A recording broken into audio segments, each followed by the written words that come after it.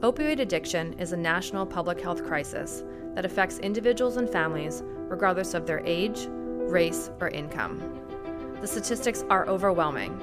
More than 130 people die from opioid addiction every day. But there is hope. Recovery is possible.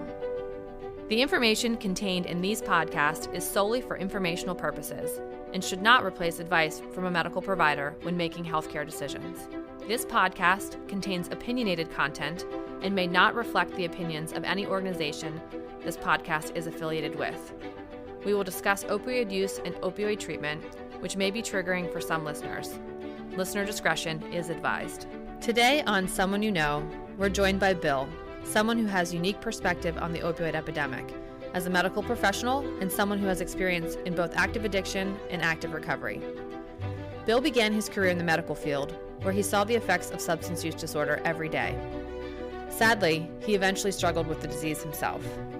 In this episode, Bill discusses compassion fatigue, stigma within the medical community, and how his family supported his journey to recovery. I'm your host, Heather Major, and this is Someone You Know. Well, Bill, I want to welcome you and thank you again for all of your support and engagement with our Someone You Know podcast and our Someone You Know campaign. Your story is tremendously unique, and I'm excited today to talk with you more about who you are, what you're doing, and where you're going. So welcome. Thanks. Glad to be here. So I think, today we'll talk about compassion fatigue, but before we get there, tell us a little bit about yourself. My name's Buck Hinkle. I'm currently 45, about to be 46, unfortunately. But I'm a paramedic and a nurse, and I'm also a person in recovery from opioid use disorder. And what that means to me is at one point in my life, the use of drugs ruled my life, but currently it doesn't play a part in my life at all. I lead a very normal and happy life with my family. That's great. What are some of the events in your life that led you to where you are today? Yes, I mean, my journey and experience with opioids was it's kind of it wasn't a quick one day I didn't use them, the next day I did. It was a very long, progressive process. I was first introduced to them through having a kidney stone. I was prescribed a short course of opioids to manage the pain. When I initially took them, I found out that I really liked the feeling, that it wasn't so much the euphoria for me or the quote-unquote high, but when I took opioids, life just felt normal to me. I felt very much like I belonged in the community. I felt very connected to people instead of normally being somewhat disconnected. But when I was finished that course, they were gone, and I didn't use them again until a few years later. I went through a divorce, and I became depressed. But for me, it was undiagnosed and untreated depression. I knew something wasn't right, but I wasn't sure what it was. And I was working in an intensive care unit and went home with some opioids. And I remember I was in my basement, and I decided, well, let me try these and see what happens. I don't remember distinctly thinking back to the kidney stone event, but maybe that was a subconscious thought process. But anyway, I took them, and everything was perfect. I felt that my emotions were neutralized. I wasn't happy, but I wasn't sad anymore, and I felt very much back on my game. It was all synthetic. It wasn't real. Like, it was an illusion that I was together, but I felt like I was together again, and that quickly started into an everyday ordeal of using opioids, and that quickly transitioned to street heroin within about a month. Tell us about that in conjunction with being a nurse and being a paramedic. How do those things happen? Because I think there's a misconception that is pretty common, that because you're a clinical professional, you're somewhat immune to all these things that are happening. How do you feel about that? Yeah, so I was a paramedic at 19. The youngest in your county, right? I was at the time. So, I was taking care of people in life or death situations at a very young age and making decisions when I don't think that I was fully mature myself yet, and I had to make incredibly difficult decisions. That early age, I think the way that I was taught about drugs and people who use drugs was a very stigmatized version, that they were sort of subhuman, not really worth our time, worth the resources, that those resources would be better given to someone else. And so that was sort of the perception that I had at a young age. And that even progressed as I went into the ER, became a nurse, and worked. Not everybody, but there were some people, and there was always an undertone that when those people showed up, the folks experiencing homelessness, the folks in addiction, when those folks showed up, they were different. They were treated differently. They weren't worth what everybody else had. And sometimes that was a little bit more clandestine than it wasn't very overt a lot of times. And so when I fell into this, I found it really confusing. The first question was, I thought I was smarter than this. I should have known better. And that's typically what you hear people, even now, and I hear this from other professionals, like, didn't you know better? Right.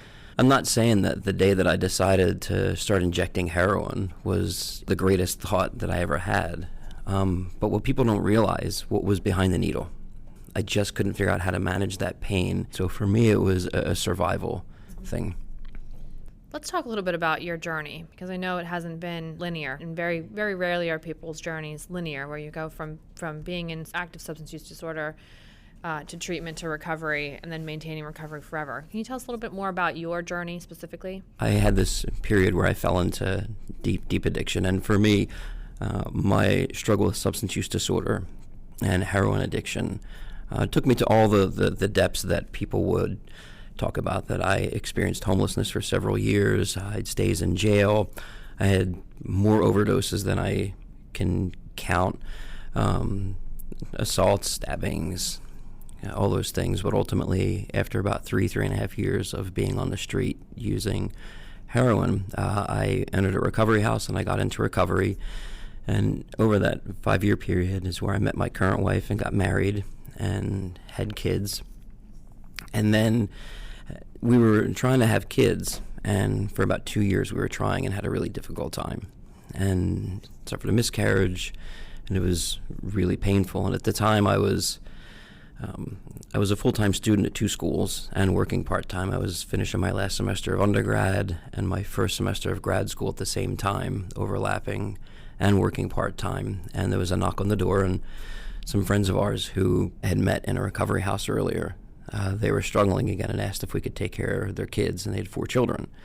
And we thought, well, we can't. 4 kids is an awful lot, but they had a newborn who was 2 weeks old. So we said, well, we'll take care of the newborn. How hard could a newborn be? We completely underestimated. Yeah, we totally underestimated. It wasn't like we were doing some great charity thing. It wasn't. It was, I don't know. I couldn't imagine not doing it. Like, that's just sort of how it was. My wife works in foster care. They're our friends. Whatever we can do to help. I don't think we thought through it to that level. But anyway, I fell in love with this boy. There's this great little boy. It's really difficult to explain my bond with him. But anyway, so about 4 months later, Trish, my wife, got pregnant, and that was with twins. And so over that year, we would take Micah, our foster son, for visits with his biological parents and visits with social workers, and it was a very intense period. But the more I took him, the more I started to have this fear of reunification with his biological family. And how am I going to react to that? How am I going to not have this boy in my life? Because when Trish was pregnant, I was really the primary caretaker for Micah. So when the twins were born, I had major attachment issues to them. What you hear people say all the time when their kids are born and when they hold them for the first time is there was this instantaneous love and bond.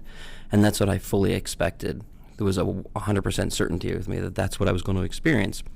And it wasn't. There was just a void. There was something missing, and I couldn't figure out what that was. Now, retrospectively looking back after working through a lot of it, I had attachment issues because for a year I lived in daily fear that I was going to lose my son. Mm-hmm. And so somewhere in the next month or two after they were born, we were living in Kensington at the time. We were living in a community that drugs are readily available on every corner. And I was living there for 5 years in recovery. But anyway, we moved away up into the suburbs, and I was going back to the house to do some minor repairs. And at some point one night I started using heroin again.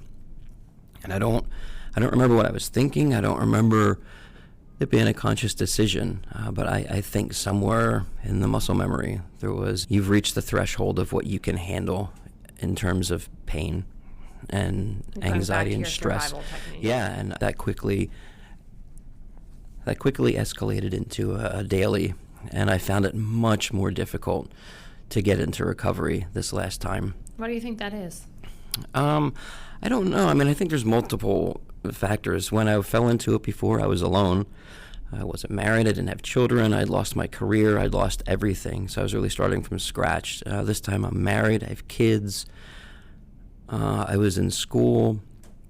And what I found throughout that 5 years in recovery, I desperately longed to be back in medicine. It's what I've always done. It's what I love. I love being around people. Since the age of 19, you were out helping people in crisis.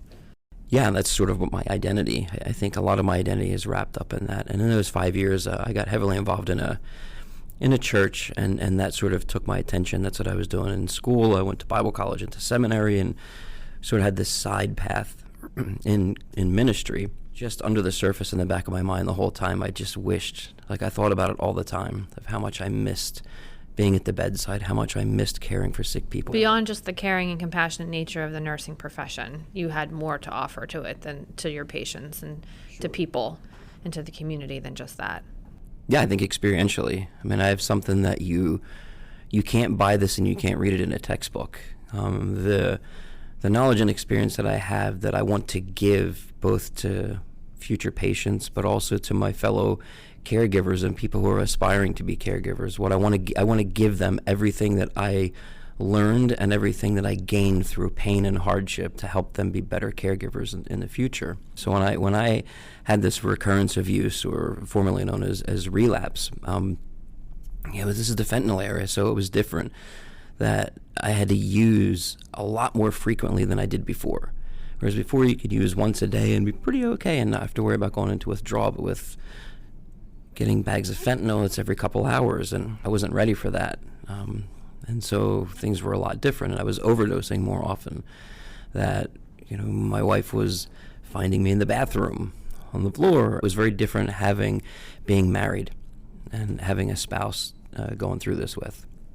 When you say different, do you mean good and bad, or do you just mean, what do you mean by different? Everything that I did impacted them, and that was front and center on my mind every day, that here I am engaged in this destructive behavior because I have internal pain that I don't really know how to deal with, and I don't know how to survive, but now I'm dependent, and I get really sick if I don't use this drug. So financially it was depleting. But it took so much time away. Even sometimes when I was home with my family, I was constantly looking at the clock going, oh no, am I going to get sick soon? I'm going to need to get something. So everything affected them. But on the good side, my recovery, really my wife is the one who should be sitting here talking to you, not me.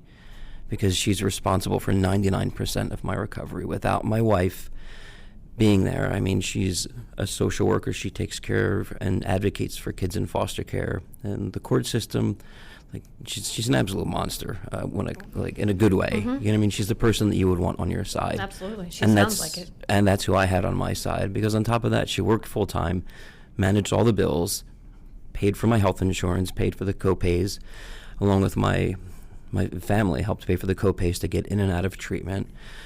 She took care of the kids. Well, this is all when I'm either home or when I'm away at treatment. And when I'm in treatment, trying to manage phone calls, being available 24 hours a day in case something happened, worried that I'm going to leave, because treatment centers don't really communicate with family very well. And I didn't get to see them very much when I was in treatment, because I had to earn visits with my family. I had to earn phone calls by doing work in treatment. And so for her, that was really, really difficult. And that's what I mean, that she deserves all the credit for my recovery. So much of the profession of the clinical profession and social work profession, it's all about caring for others, but you do have to self-care, right? I'm still figuring that out. But the big question through all this for me has always been, why did this happen? I was 34 years old when I decided to start using heroin. That's not typically what you hear.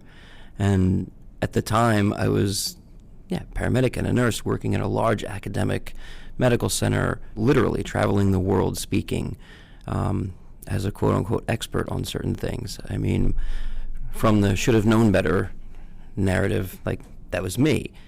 And so I would constantly say, how did this happen? And why did it happen? And what could have been done earlier to maybe avoid some of this? And one of the big things that I've found through a lot of retrospective work and a lot of reading is that I suffered a lot of secondary trauma from the people that I cared for, or compassion fatigue. Like I'm still haunted by memories of calls that I had where, 19 years old, you had to make decisions that ultimately someone's life ended because of those decisions, and not because I made the wrong decision, but just because you're limited. And I'm talking about the early 1990s. So I was limited in terms of technology and what was available resource-wise to be able to save certain people. And I just wasn't the type of person that left the job at the job. We're talking 20, 23, 24, 25 years later that I still remember these people's names and their faces and what it was like to hold their hand as they took their last breath. And there's some part of me that probably still does feel responsible for that. But I was at 19, 20 years old, I was in a firehouse, and it was a pretty testosterone-heavy environment. And debriefing through these things, you're talking about how do we manage mental health, how do we do self-care. That wasn't something we talked about in the 90s in a firehouse. And somehow you needed to figure out how to compartmentalize the emotions that you had compounded over years.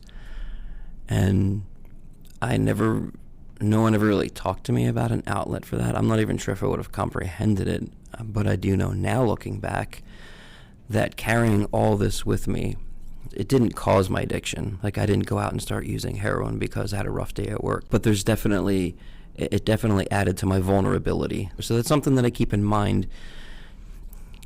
20 years in emergency medicine, I saw my fair share of death.